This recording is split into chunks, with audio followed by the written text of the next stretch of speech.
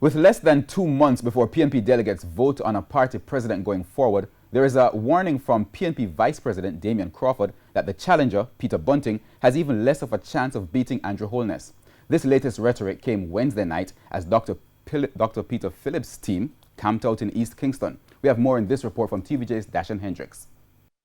According to the most recent RJR Gleaner Don Anderson poll, just 12% of Jamaicans had a positive view of Dr. Peter Phillips as opposition leader. That figure has been pinpointed by Peter Bunting and his camp as one of the reasons they are seeking to unseat him as a PNP president. For them, such a low favorability rating will not take him to Jamaica House. But Damian Crawford is asserting that Peter Bunting is even less liked by the voting public. If we can win with Bunting, based on polls, it has never been more than 3.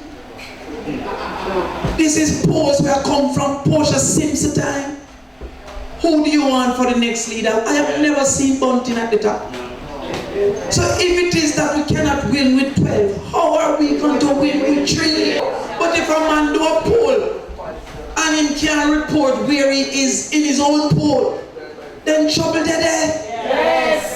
That's why he's a full road tour. Mr. Crawford also sought to set the record straight about why he decided to support Dr. Phillips. At a recent meeting in Montego Bay, St. James, members of Mr. Bunting's camp suggested that younger members, specifically Lisa Hanna and Damian Crawford, opted to support Dr. Phillips because he is older and will leave the party soon, thereby clearing the way for their chance to lead. So how come all of a sudden people are saying that those who don't support them don't want the party to win? Why would we not want the party to win? Why would a member of the People's National Party? And how did they become the new Miss Cleos of this world? To say that if X happens, winning automatic. And we don't want the party to win because of personal ambition.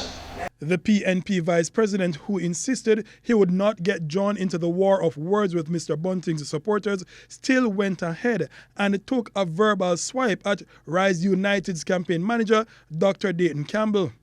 So no matter what they say about me, I am sticking only to the points that are necessary.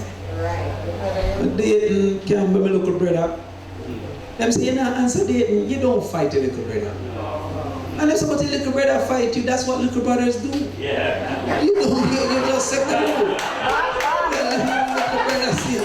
The self-styled star boy, Senator K.D. Knight, is also in Dr. Phillips' corner. He confessed he did not immediately choose Dr. Phillips, but after looking in the party at potential prime ministers, he decided to side with the incumbent.